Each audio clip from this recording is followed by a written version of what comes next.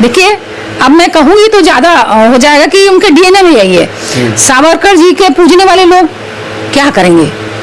इनके इनके डीएनए में यही है। सावरकर जी अंग्रेजों की दलाली करते थे, आज ये उसी को पूजते हैं और गोडसे की पूजा करते हैं। और इन्हीं की सांसद थी उमा भारती जी, प्रज्ञा नाम है शायद उनका, जिनको अभी सजा हुई महाराष्ट्र वाले कांड में।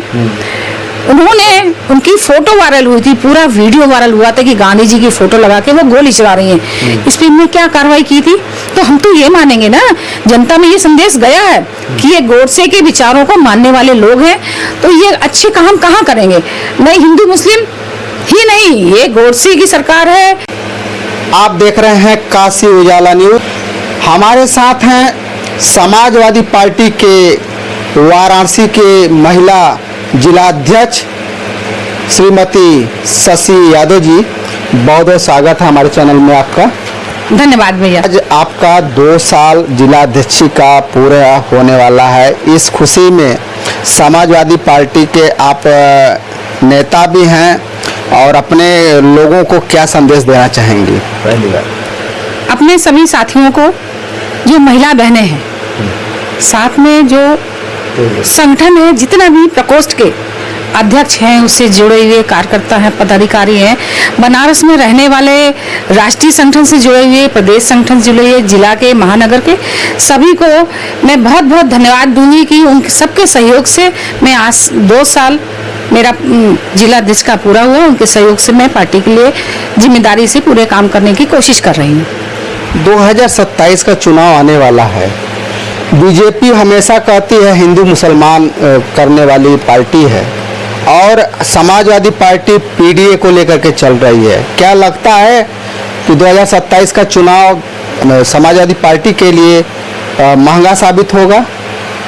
जी नहीं, ऐसा है कि हमारा समाज, प्रदेश और देश आपसी सद्भाव से, आपसी मेलजोल से और सांप्रदायिक तत्वों के विरोध में हमेशा खड़ा रहा है। और इनका हिंदू मुस्लिम मंदिर मस्जिद से ही ना देश का कभी विकास हुआ है, ना आगे कभी होगा। जो पीढ़ी है उसमें सारे लोग 85% लोग जुड़े हुए हैं और उन्होंने सभी लोगों ने उसमें, चाहे हिंदू हो, मुसलमान हो, सिख हो, ईसाई हो, सभी का अपना योगदान हुआ है। चाहे वो सैनिक हो, चाहे वो देश के व्यापारी हो, व्यवसायिक हो, यहाँ तक कि जो हमारा एक मकान बनता है उसमें जो मजदूर हैं वो काम करते हैं। हमारा मकान बड़ी हवेली बनती है, वो उसमें एक ईंट रखने वाला एक मजदूर होता है।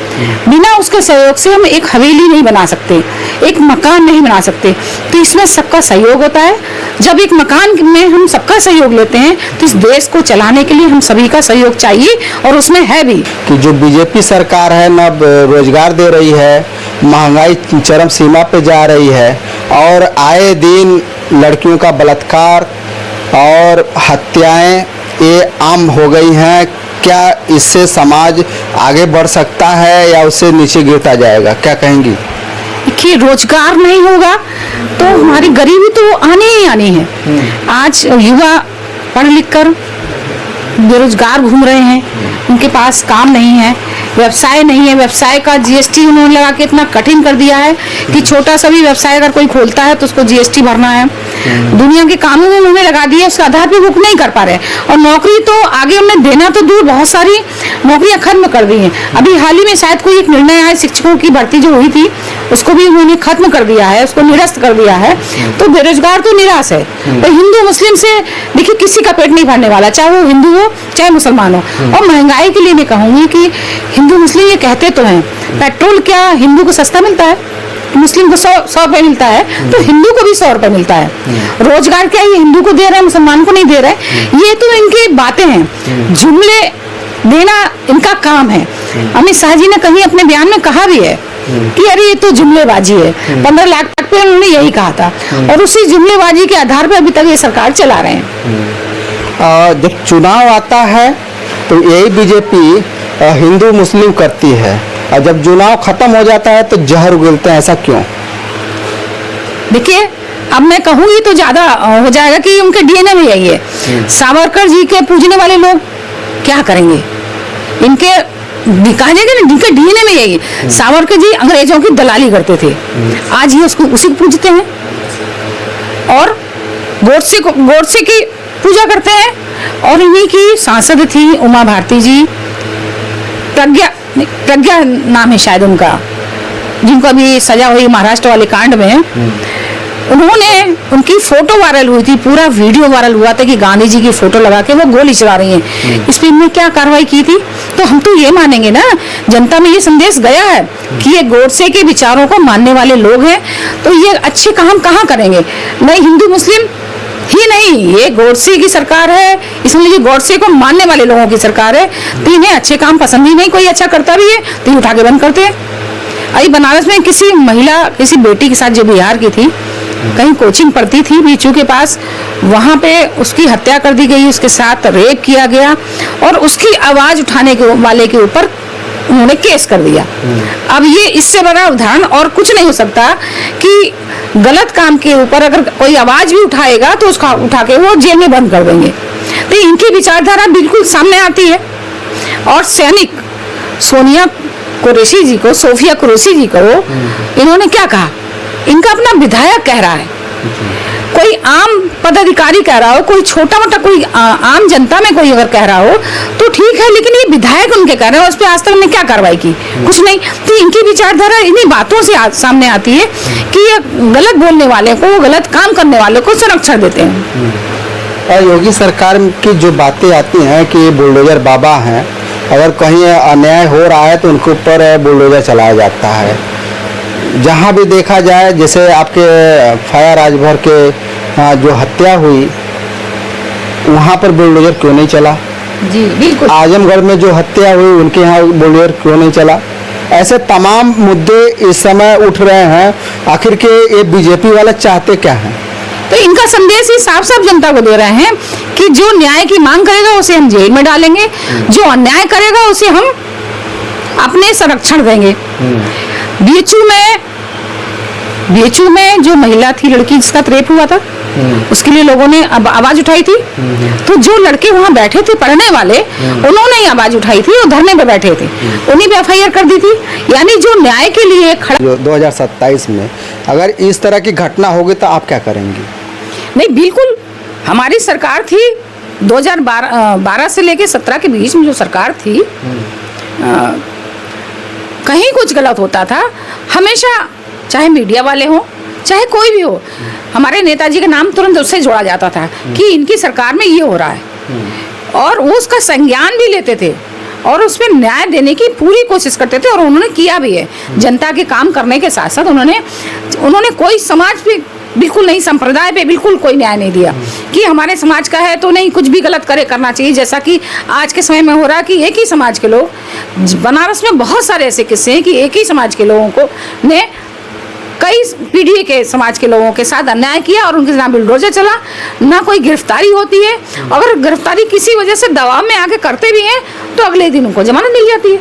तो हमारी सरकार में ऐसा ना कभी हुआ है। नेताजी हमेशा समाज से जुड़े लोगों को, जो नीचे तबके के हैं, फूलन देवी इसका उदाहरण है, जिसके साथ क्या हुआ था समाज में सभी जानते हैं।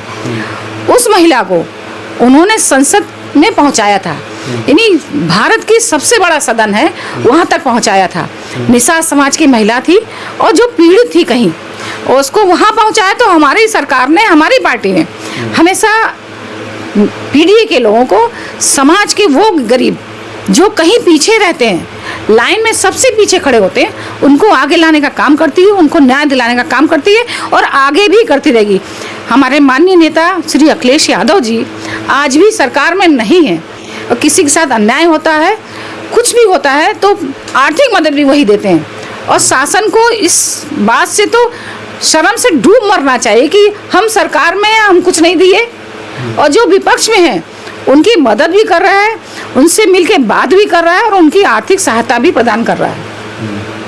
2022 में यही अखिलेश यादव जी ललकार कर बोले थे कि परशुराम जयंती पर कि उनकी मूर्ति की स्थापना होगी और हमारी जब सरकार आएगी तो बड़ा काम करेंगे, लेकिन सरकार नहीं आई। अब इस बार वही लॉलीपॉप फिर अखिलेश यादव जी ने दे डाली है राजा सुहेल देव के मूर्ति स्थापना के लिए लखनऊ में ऐलान तो कर दिए हैं कि मेरी सरकार 2027 में आएगी तो बहुत भव्य मूर्ति स्थापित कराएंगे।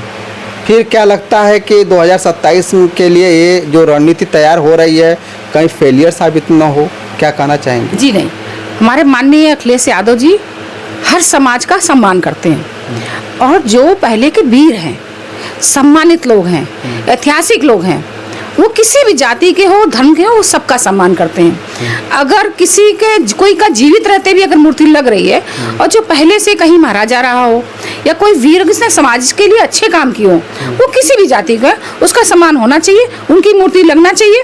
और जैसे आज के समय में देख रहे हैं कि अम्बेडकर जी की मूर्ति ग्वालियर में भी हुआ कि अम्बेडकर की मूर्ति को लगने नहीं दे रहे थे, और कहीं और जगह में भी ये सूचनाएं आती हैं कि अम्बेडकर जी की मूर्ति को तोड़ दिए, और ये मूर्ति को वही लोग तोड़वाते हैं, वही लोग तोड़ते हैं जो उन्हीं के बनाए संविधान से उच्च पद तक पहुंचते हैं। अगर अमित शाह जी गृह मंत्री हैं तो उन्हीं के बनाए संविधान के अनुसार वो गृह मंत्री हैं, और उन्हीं के संविधान को नहीं मानते और उनका अपमान करते हैं कि अम्बेडकर अम्बेडकर अम्बेडकर। तो जो उनकी ही बनाए संविधान को से किसी पद में पहुंचता है और उन्हीं का अपमान करता है, तो हमारे माननीय जी सबका सम्मान करते हैं और आगे भी करते रहेंगे। हमेशा उनकी विचारधारा ऐसी है कि हर समाज को वो सम्मान देते हैं। बीजेपी सरकार तो जाति जनगणना कराने जा रही है, आप इससे कितना प्रभावित हैं? बिल्कुल, जाति जनगणना होनी चाहिए, इसलिए होनी चाहिए कि हम आरक्षण लागू होता है तो जनगणना पे उनकी संख्या के आधार पे होता है, और हर 10 साल पे होनी चाहिए, हुई नहीं थी अब तक, रुकी हुई थी। अगर जाति जनगणना होगी तो जैसे मौर्य समाज के कितने लोग हैं, पटेल समाज कितने लोग हैं, पाल समाज में कितने हैं, चौरसिया कितने हैं, यादव कितने हैं, गौड़ कितने हैं, भारतीय कितने हैं, तो सारे लोगों की जब गणना होगी तो उसी आधार पे उनको आरक्षण मिलेगा, उसी आधार पे उनको आगे की उनके लिए उनके उत्थान के लिए योजनाएं बनाई जाएंगी ताकि उन तक पहुंचे जो पीछे रह गए हैं उनको भी आगे समाज में लाया जाए और हर मुख्य धारा से उनको जोड़ा जाए। तो गणना होनी चाहिए और गणना होने के बाद उसका लाभ उन्हें मिलना भी चाहिए। ठीक है, गणना होनी चाहिए, ये मांग हो चल रही थी, इस पे क्या आप लोगों का ध्यान जाता है? नहीं, बिल्कुल शैक्षिक जनगणना होगी तभी आंकड़ा सामने आएगा कि किस समाज के लोग शिक्षा में आगे हैं जी। और जो शिक्षा में आगे नहीं है तो उनको शिक्षा में आगे कैसे लाया जाए, इसकी योजना बनती है, इसकी योजनाएं बनाई जाती है और लागू की जाती है। इनका आधार यही होता है, गणना का आधार यही है कि गणना से हमें पता चलेगा कि किस समाज के लोग अभी भी शिक्षा में पीछे हैं, तो उनके लिए हम कौन सी ऐसी योजना बनाएं जो शिक्षा में वो भी आगे आ पाए। 2027 का जो पीडीए का जो विजय यात्रा का जो मुहिम छुड़ा है वो कितना सफल होने वाला है? किसका है ये? पीडीए का विजय यात्रा? हाँ जी, विजय यात्रा तो अभी लोकसभा के चुनाव में पीडीए ने अपना दम दिखा दिया कि हम समाज के लोग, पीडीए समाज के लोग 85% नहीं, हम लोग लगभग 90% है। तो हम जिस दिन एक हो जाएंगे तो हम न्याय को, सामाजिक न्याय को, शिक्षा को, लोगों को आगे बढ़ाने के लिए काम कर पाएंगे। इस विजय यात्रा का यही अर्थ है कि हम जिस तरह से हमने 24 में लोकसभा चुनाव में आगे हम कुछ सीटों को लेकर आए, 5 सीट से हम 37 सीट पर आए, तो अगर विधानसभा चुनाव में हम आगे आएंगे और हर पीढ़ी समाज को आगे लाने के लिए काम किया जाएगा। विधानसभा 2027 का जो आपका बनारस में 8 सीटें हैं उसमें कितने सीट आप जीतने का दावा कर सकते हैं?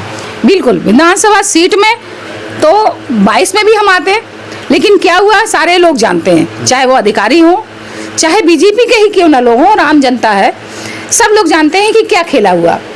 ईवीएम के द्वारा इन्होंने, जैसे दक्षिणी विधानसभा है उसमें गिनती के समय मैं भी वहाँ थी। अच्छा। और मैंने खुद वहाँ पे आंकड़े देखे थे, किशन दीक्षित जी बिल्कुल समझ लीजिए जीत गए थे, वो ऐलान हो गया था कि किशन जी जीत गए हैं। बाहर मिठाइयाँ बंटने लगी थी, उनको हम लोगों ने माला पहना दी थी। उसके बाद 1 घंटे बाद, 1.5 घंटे बाद ये हुआ कि नहीं, वो तो सर्टिफिकेट किसी और को दे दिया गया। अगर इस तरह से ये जीतेंगे तो कुछ भी कहना मुश्किल है। अगर वोट पड़ेगा ईवीएम से नहीं, बैलेट पेपर से, तो 8 में से 6 विधानसभा जीतने का हम दावा करते हैं। अभी हमारी बात हो रही थी समाजवादी पार्टी के महिला जिलाध्यक्ष श्रीमती शशि यादव जी से। तो आपको यह वीडियो कैसा लगा ज़्यादा से ज़्यादा शेयर कीजिए, सब्सक्राइब कीजिए। फिर मिलते हैं नए वीडियो के साथ, तब तक के लिए नमस्कार।